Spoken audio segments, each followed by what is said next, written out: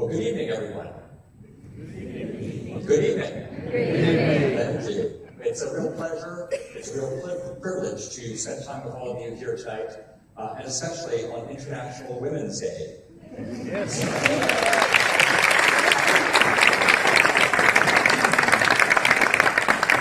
So thank you so much for being here. What a fantastic turnout. I'm so grateful to have the opportunity that's provided by this welcome tour to meet so many of you and to more personally thank you for all that you do for Stanford. One of the things that I deeply appreciate about Stanford is that we pursue excellence, but not just for the sake of excellence. Jane Stanford once wrote about her sincere hope that Stanford students will be people who, quote, will aid in developing the best there is to be found in human nature. So at Stanford, we pursue excellence to benefit humanity and in the spirit of our better natures. And based on the remarkable accomplishments exemplified by all of you here today, I think we can safely say that Jane Stanford's hope seems to have been very well placed. Stanford's a remarkable university in so many ways because of the Stanford family, from the founders to the faculty, students, and staff, from the alumni to parents and friends. Stanford continues to make a positive impact on the world.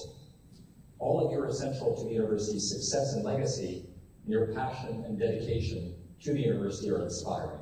So I want to thank you all for all that you do to make Stanford such a purposeful university and to make the world a better place.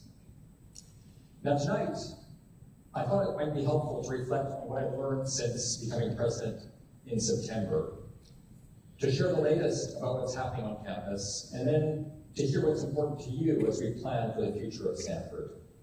I have an interesting vantage point for all of this because I'm not only in my first year as Stanford's president, I'm also in my first year as a Stanford parent.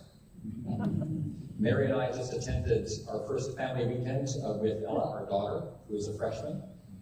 She actually applied for early admission and was accepted before I was approached about this job, so she likes to remind me that she got in before I did.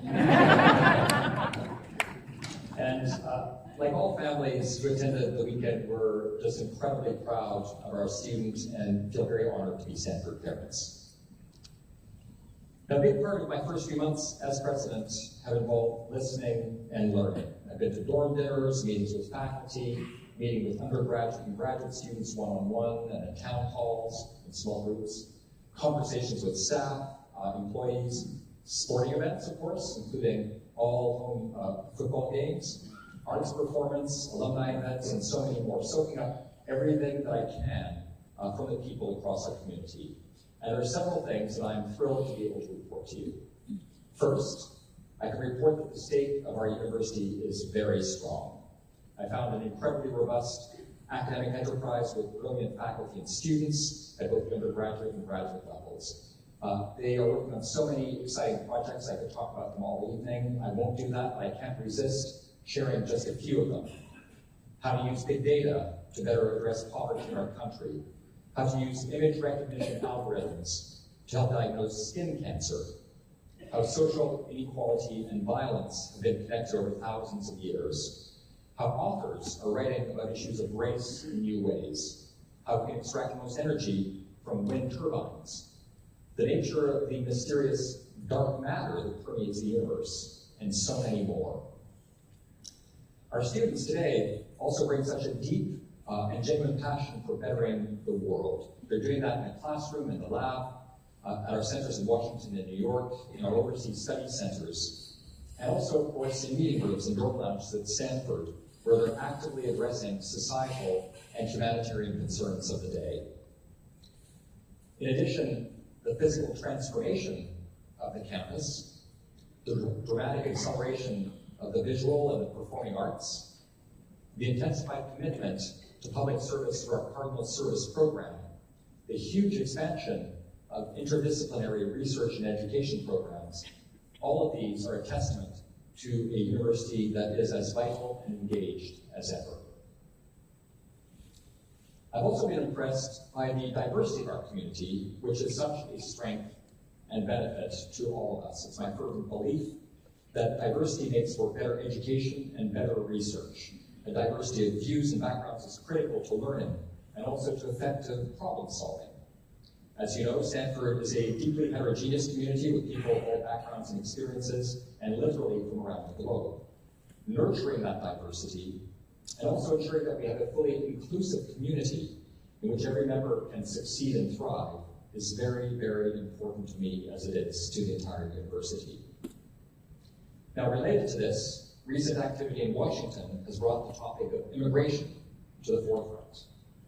Now, as you know, the university does not participate in partisan political activity. That's because the freedom to express a diversity of thoughts and opinions is essential to a thriving academic enterprise, as we are reminded by our motto, "The wind of freedom blows."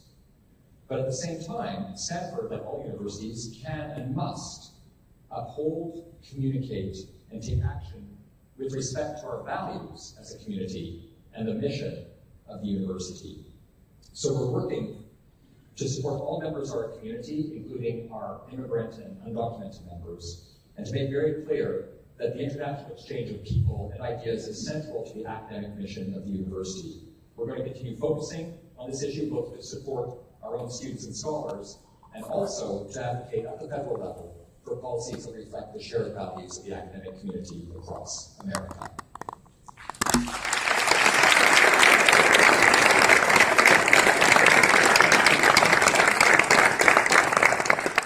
And I'll just add that as an immigrant to this country myself, I came here from Canada on a series of visas before eventually becoming a citizen. These are not distant issues for me, but rather very personal ones. Now, another observation I can report from my early months at Stanford is that people at Stanford are never complacent. We are never self-satisfied. That means, for one thing, that we confront tough issues when they arise. Sexual assault is one of the challenging issues that we and other universities around the country have been confronting. I believe it's an urgent issue that we must address honestly and forthrightly.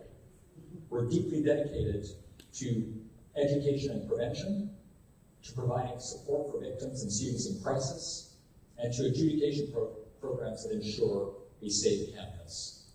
I believe we made some real progress at Stanford over the past decade, but we have much more to do, and we will. Yes.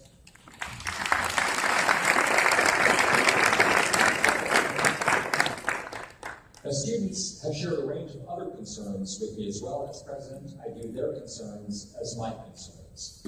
Recently, I had theirs at Donner, Arroyo, and Ujima. Some of the issues on students' minds had to do with the sequencing of our undergraduate curriculum, which can constrain the classes they can take, stress and emotional health issues, and the clarity and transparency of the university's decision-making on issues that are important to students. It's my job as president to hear those concerns, to truly hear them, and to address them. In fact, being in conversation with our students and working in partnership with students to solve problems is one of the things I'm most excited about in this job. And our lack of complacency at Stanford also means that we're looking to the future as an institution. We have a responsibility at Stanford to be of ever greater service to the world in which we are a part. People at Stanford, I believe, are restless to contribute even more to society, no matter what we've achieved. And you feel this everywhere in the Stanford community. There is so much need in the world that what a university like Stanford can offer is truly unlimited. Our potential to help people is unlimited. We already have a great foundation at Stanford. The question now is, how can we take Stanford to new and even greater heights and expand our contribution to the world, while also retaining the unique character of the university that's so important to all of us. To that end, we're launching a long-range planning effort for Stanford over the coming year. It will be rolled out in the next few weeks. This will be a collaborative and inclusive process. The goal is to develop a shared vision for where we take the university next over the next decade and beyond.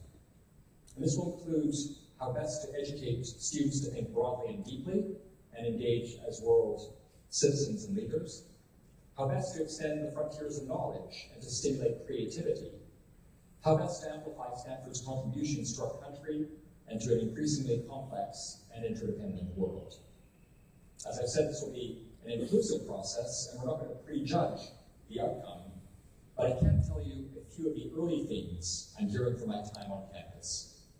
One is the importance of preserving strength across the breadth of academic disciplines and ensuring a broad-based liberal education for our undergraduates. We value a full undergraduate education that allows students to pursue their interests and passions, but also prepares them to be global citizens and leaders in the 21st century. A second theme is ensuring that Stanford remains accessible to students of all means, which is a function of our critically important financial aid program. Stanford, as you know, has invested deeply in financial aid, and we're pleased that today, more than 75% of undergraduates graduate from Stanford with zero student debt.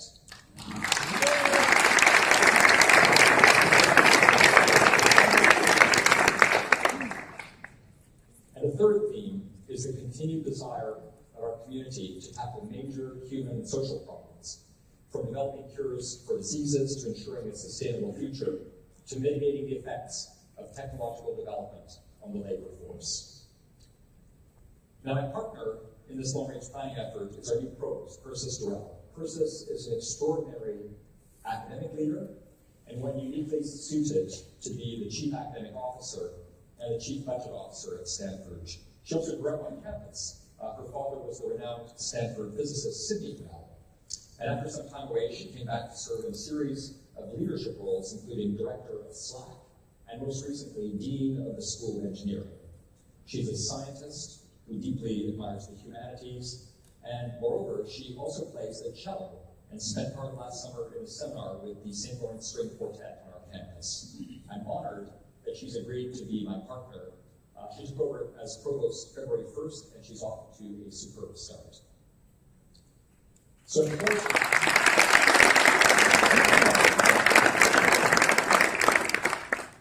closing, before I sit down and take some questions from Howard, I want to once again thank you for all that you have done and continue to do for our students and for Stanford.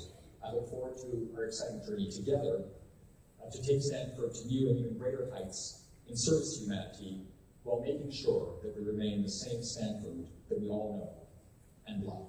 Thank you very much.